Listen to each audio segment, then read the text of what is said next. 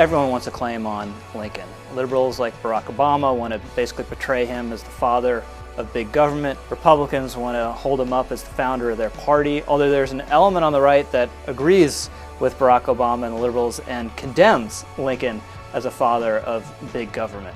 I think that's completely untrue. He had an activist view of government, a more pro-government view than any Republicans are going to have today, but it was a different kind of government. We obviously didn't have a welfare state.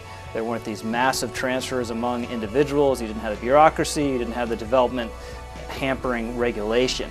Lincoln supported an active government in order to foster a better market. Lincoln's Whigs and then his Republicans were vulnerable to exactly the same sort of criticisms we hear of Republicans today and their economic policies. They favored the rich, corporations, banks. Lincoln and his two parties just fundamentally believed that was a wrong-headed critique. They believed that if some people were getting rich, it wasn't hurting anyone else. Lincoln famously said to this delegation of working men who came to see him during the Civil War, "Let not him who is houseless pull down the house of another, but let him build his own." One of his bedrock principles is you live off what you earn yourself, and no one has a right to the fruits of your own labor. Lincoln, I believe, would hate and reject the kind of class warfare rhetoric we hear from Democrats. This kind of populist demagoguery, I believe, was anathema to him then, certainly, and I believe would still be anathema to him today.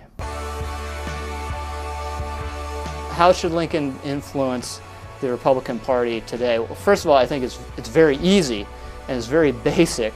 Everything has to be through the prism of those Lincolnian values, those American values of opportunity and aspiration. And the Republican Party ran a kind of controlled experiment in how an national election would go if you're perceived as being the party of rich guys and the party that looks down on the half of the country that might not be doing as well as the other half. There are 47% who are with him, who are dependent upon government, who believe that they're victims. We now know how that works out. It does not work out very well. There are top Republicans who get this and understand it. You listen to the speeches we've heard from Marco Rubio, Paul Ryan, Bobby Jindal since the election.